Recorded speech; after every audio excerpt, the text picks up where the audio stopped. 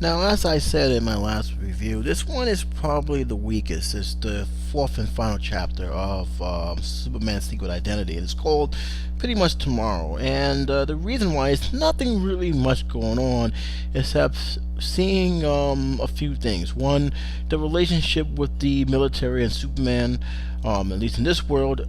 Two, how he's raising his children and the worry he has. Three, whether or not the children, which are named Carol and Jen, has his powers. And again, it's done in a very well story written fashion. We're getting to see him get older. We're also getting to see him slow down. And again, if you're a person who feels that Superman should never slow down, should never age, should never grow old, you're not going to like this chapter at all. You're not going to accept the fact that he not only his powers are fading, but he actually does age. He really does age in his book, but he aged well. And even though he's not that Superman that he have grown up to be in this book, the aftermath of what he has done and what he has sacrificed actually pays off in the end, because his children is going to live on his legacy. His bloodline will live on, and they will carry the mantle that which he himself has set up. First, there's a lot of open ends that's coming about. Is the fact the relationship with him and Maloney, who is the person in charge of contacting Superman and giving up the speed of what's going on, has also aged in this one. He aged a lot in this one. Makes me wonder how old he was when he first was introduced to each other.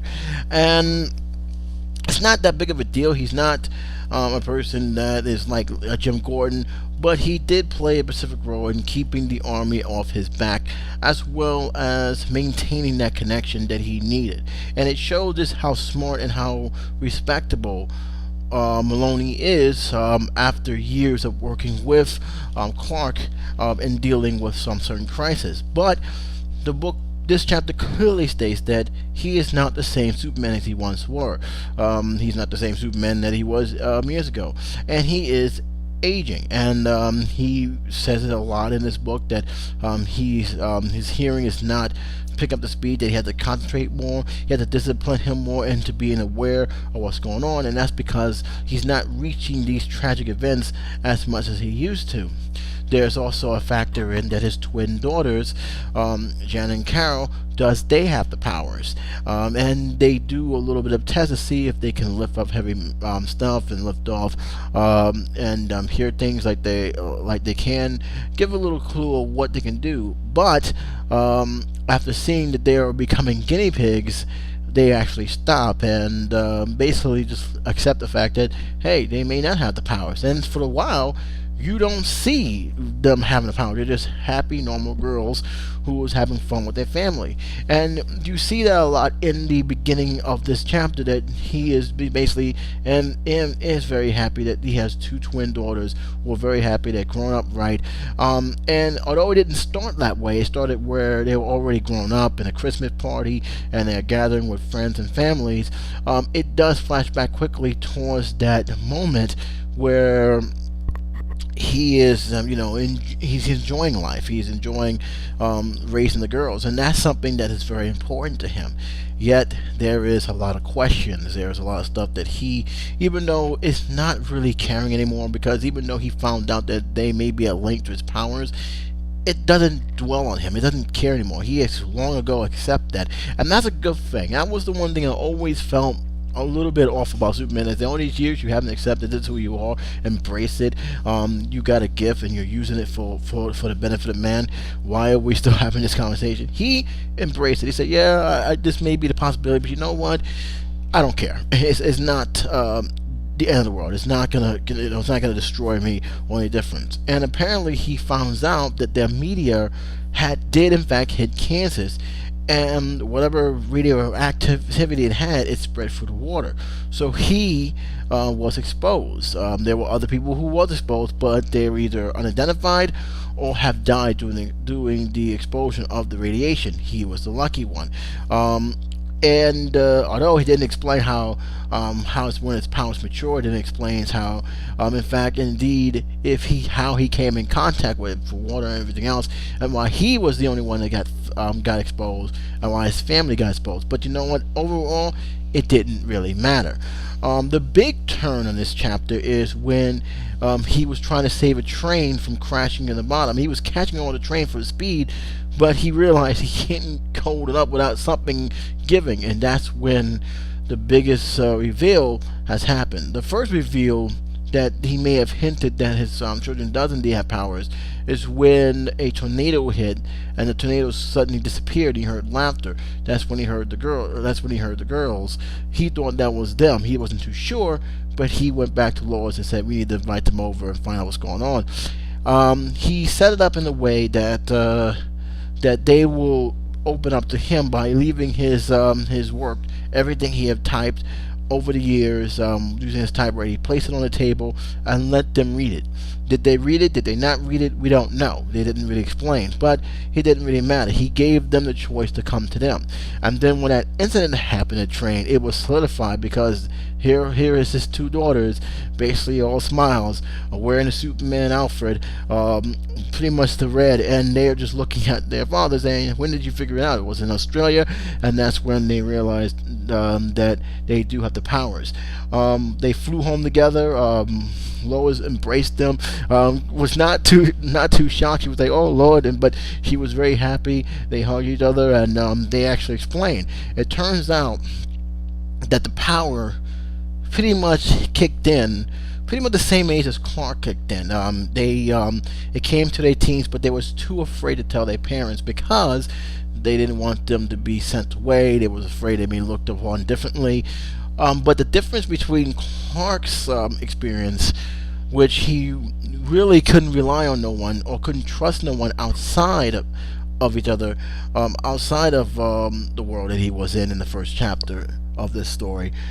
The twins had each other and they relied on each other more, so there was more of a bond towards each other than anything else ever before. And that's when they really started bonding. That's when their father really started coming together and really together started to do the things that our father does.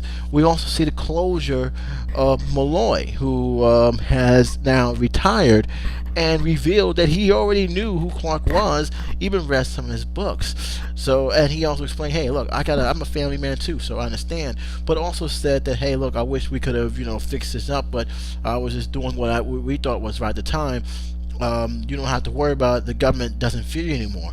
Now, the funny part about this is, make sure my mic is working. The funny part about this is that Clark suspects something.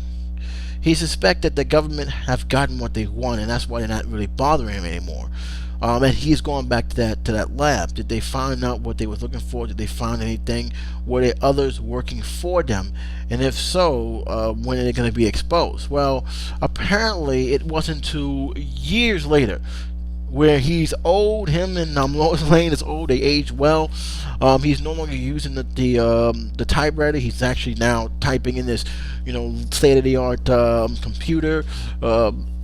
And it turns out now that not only that his daughters are fighting with the government, there's a new agency where there's a whole group of superhumans actually fighting crime and keeping the peace between the planets. So all is good. Now there's a flying car, which is something we have not seen yet, and it's 2014. But there's flying cars, and now you're seeing not only this Santa Claus looking Superman, Clark Kent, you're starting seeing his grandchildren come into the play. He's having fun, and he's talking to his daughters, his husbands, and they're really, really, really together. And the story pretty much ended with a few things. This is where I really got a little annoyed with the decision here. I don't mind them switching over. It's just they switch it in a way that I said you should have just kept it the way it was. I know there was a few problems, but there were very few. They went to a cartoonish. It looked like it belonged to the WB network style panel, and I was like, oh, whatever. But I can sort of guess understand. But they went back to it. It was very long. It was very short. Sorry, it was very short, and it went back to the style I was used to in the comics. We found out that Superman, flies from time to time. He's forced to wear a insulated suit because of the cold. But he's still flying. He still looks healthy. But now he is pretty much a senior citizen. And you know what? In terms of what this story has done, I accepted it. It was great. It was wonderful because even though may not no longer be that Superman that I've gotten used to in this book, I already know there are other Supermen and women doing what he's doing. So his legacy has moved on, and he explains it. He has no regrets. He has no. He's the luckiest man he have ever been. Throughout all his trial and tribulation, he couldn't have it any other better. And it pretty much ended with him. He had an ornament that his daughter gave him when he was still young. He was holding it right there, and as he sees in space, he's looking down. He has the ornament, and he let it float away. Basically, when everything that he has problems, let it go. Just let it go. It's no longer important. What's important to him is what legacy he have left behind. And it pretty much ended just like that. It ended just the way that is. It pretty much ended with him flying into the sunset. Let me show you the ending of the picture, because this is a very good picture here. This is how it ended. This is exactly how it ended. And you know what? Beautifully done. I said this is the weakest, but not in a bad thing, because like I said, there's really nothing in terms of action wise. There's really nothing going on except for the few scenes where you see him saving a couple people, saving the train, and the scenes of him and his daughters flying with the horsebacks, riding right beside them where they're flying above them. But other than that, it really is the conclusion of this story. It's the final chapter, and I think out of all the titles that they had, because they had Smallville, he wasn't in Smallville. We had Metropolis, which was actually New York. We had Fortress, which is the most inconsistent title of the whole series. But we also have Tomorrow, which makes sense. This is out of all the chapters, Tomorrow makes sense because his legacy is done in that chapter. It's the new generation, and it really does. And it was a new generation when he stopped typing.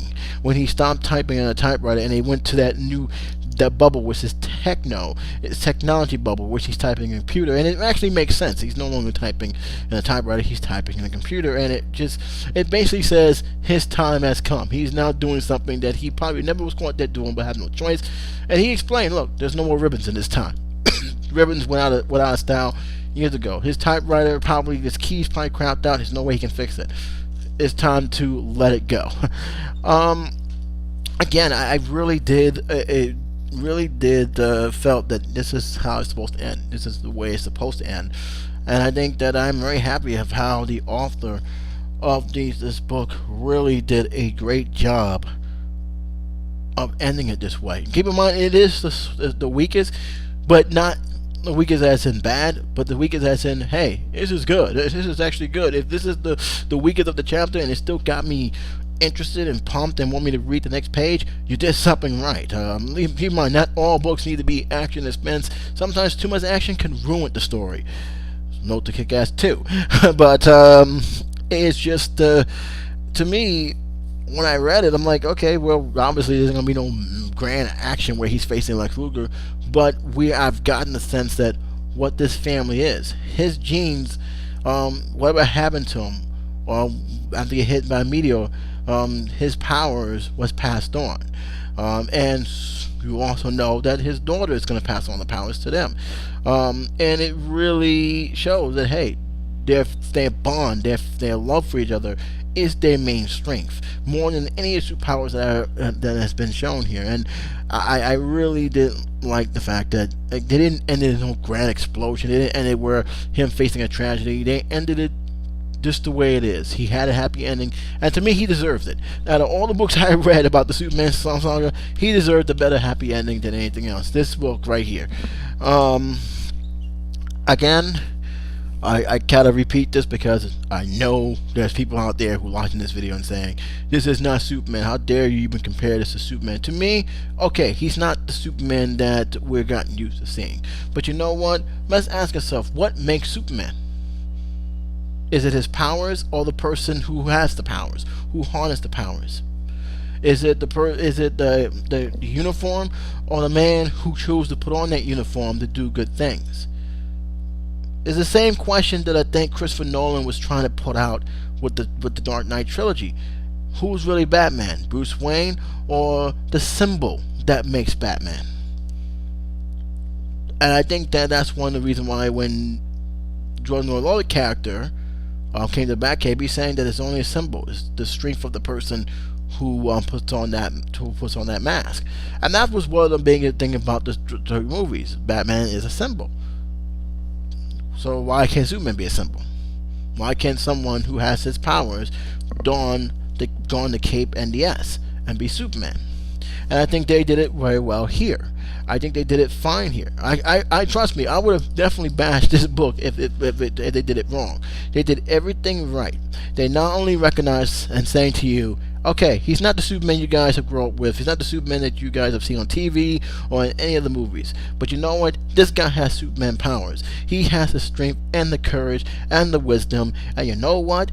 That's what makes Superman Superman in our eyes. And we're going to write this story and tell you the tale of this Superman the way we feel that it should be told. And you know what? They did a great job. They did a very, very good job. And I do not regret not one bit of reading this book. Not one. I'm going to close it out here. I'm going to do one more video on this. I'm going to be doing one more video as a closing video, giving my actual thoughts and a rating. I'm going to go by the numbers rating for this one, not the star rating, and close it out from there. Until then, J77, signing off.